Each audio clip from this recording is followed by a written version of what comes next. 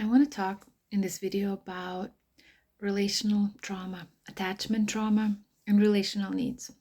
What do I mean by that? Um, the reason I'm making this video is for those who might have been thinking, do I have trauma? Why do I have these things that I've seen on social media are trauma responses? I don't remember anything catastrophic happening to me. I mean, if you're watching this video, chances are you're watching a lot of content on social media and you've come across this talk about trauma and you're wondering, does that apply to me? And the kind of trauma that we're talking about is not a single or several catastrophic events. It's a chronic relational trauma, developmental trauma. It's not necessarily about what happened, but what didn't happen and should have happened. It was extremely important for the development of your sense of self, your self-esteem, and even for your brain developing in a proper way. Because there is research to show that relational trauma does affect our brain and parts of it, such as amygdala and hippocampus and so on. I won't go into details here, but you can definitely explore that in a book called The Body Keeps the Score.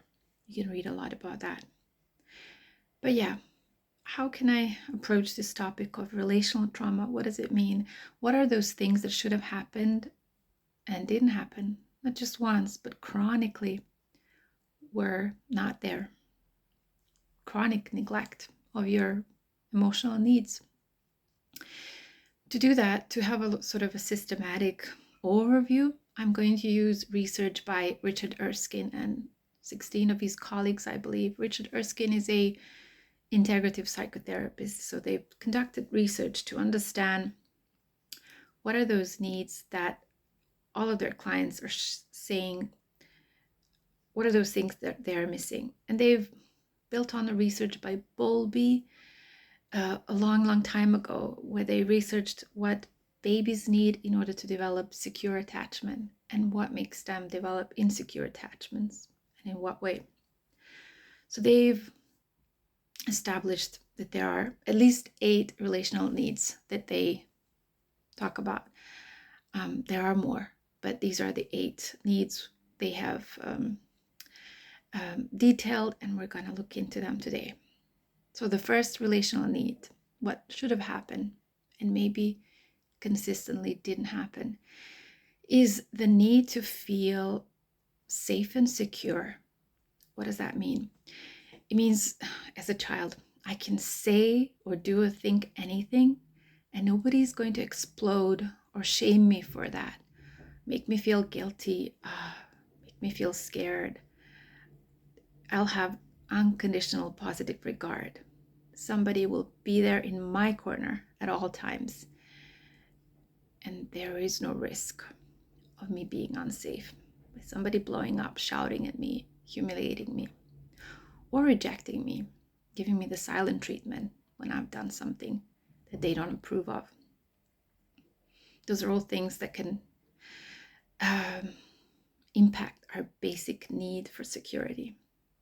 And if that happened, if we were consistently insecure, today there will be consequences in the way we see ourselves and the way we see the world, but we can do something about it. Just want to make that clear. The second need for validation, affirmation, and significance within a relationship. So I value you, you're important, your way of looking at things, your emotions are important to me. I'm not just there to fix it and tell you not to feel that way. Your experience is important. I want to understand it.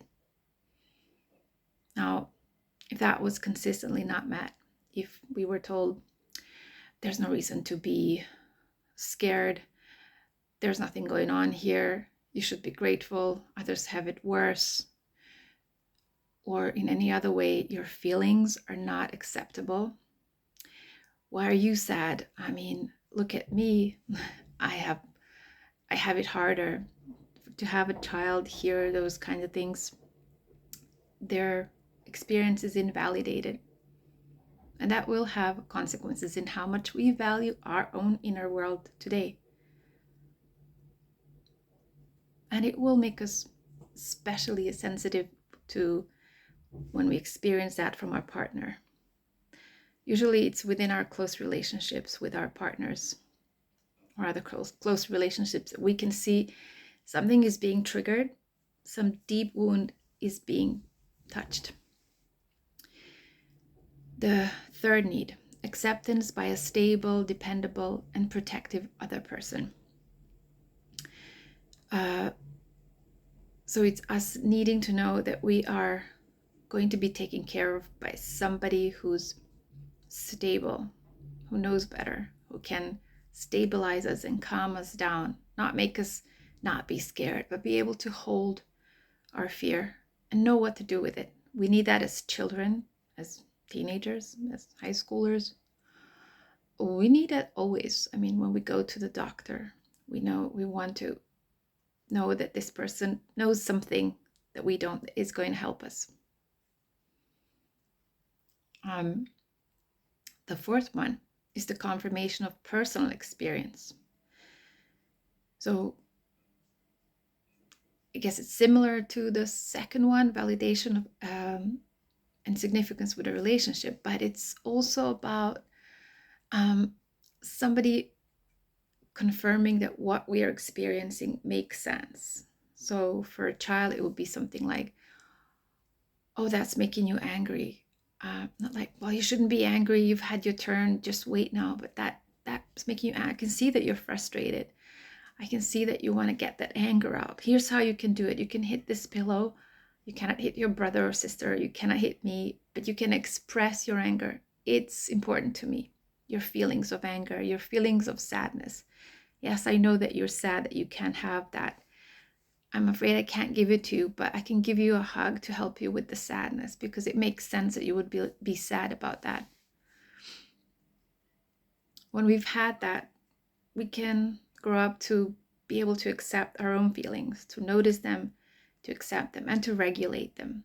If we have trouble regulating our own feelings, or even believing our personal experience and saying things like, I wish I that didn't affect me.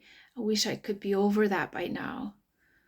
That could be how in the present day we are reenacting that invalidation of personal experience. Number 5, self-definition. So for a child, that means the adult being curious about what the child's identity is going to be, what they're going to like, and not imposing identity. This is what you're going to believe in. This is what you're going to like. This is who you're going to date, as this is going to be your sexual orientation. And you must stay within those remits, within what I think you must be. If we've had somebody impose identity on us and not help us be curious about our identity, chances are it's very hard for us to feel a sense of purpose and meaning, to feel like we are living our own life authentically. We might not really be in touch with that and not be engaging with life today. And of course, we might be especially curious when we see, especially affected by our partners today, in some ways denying our identity, like over small things we can explode because it touches a deep wound from that rupture, from the lack of us having self-definition, us having had that relational need met. 6, having an impact on the other person. Your opinion matters. Okay, let's see if we can make a compromise so that what you want and what we want can meet in the middle. Or at least I will be affected by what you tell me about this decision of mine, even if I, as a parent, have to have the last word. But there are ways that parents can enable children to feel that they have an impact, that if they ask for something, the parent will come through. They will do what they promise to do. So you have a sense of an impact, and as an adult, you don't even think that your opinion doesn't matter, or that maybe you shouldn't say how you really feel about something. You just feel like, yeah, I have my perspective and it's perfectly valid, just like everybody else's. I'm going to put my opinion forward and I'm going to have an impact if that relational need is met. 7, having the other initiate. So this is where you would feel your parent really engaging with you, suggesting things, having an initiative. It's not that you have to work to get their attention, but they will initiate.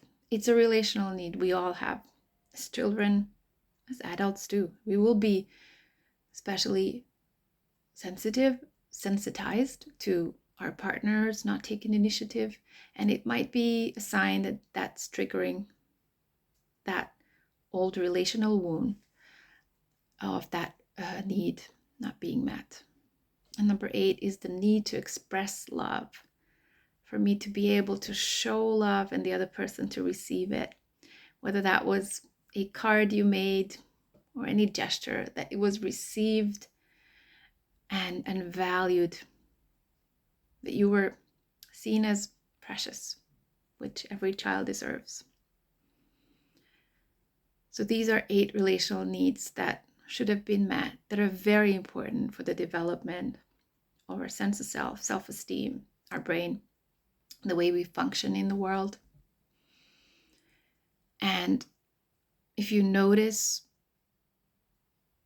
that you're especially sensitive to certain things in relationships today, it might be because that relational need was chronically neglected, cumulative neglect, not just on occasion it wasn't perfectly met. So if you're a parent and you don't always meet the need, it's normal, it's natural, but you will be making sure that more times than not, you are meeting these needs. And if you've been to therapy, you might have experienced this strange but good feeling of somebody, of your therapist, meeting those needs, valuing your experience, not jumping in to fix how you feel, but really holding space for your feelings, your experiences, letting you explore what your identity is. So yeah, there are chances for repairing within the therapy room of these relational needs, because a therapeutic relationship is a relationship. And relational therapists, bear in mind the fact that these are some of our essential needs, that if they haven't been met, we've been cheated in a way. We are missing something and we deserve to have that somehow met. And they help us to learn how to meet it ourselves, because if we've had them consistently met in childhood, we have learned how to keep meeting those needs by ourselves. In relationships, how to ask for what we need without shame that we have a need. All right, so this is one way to approach the topic of relational trauma. I hope it was helpful. If you have further questions, do ask me so I can figure out what to record next to make this topic easier to understand. And I wish you the best in your search to understand what happened, what you need, and to get that met.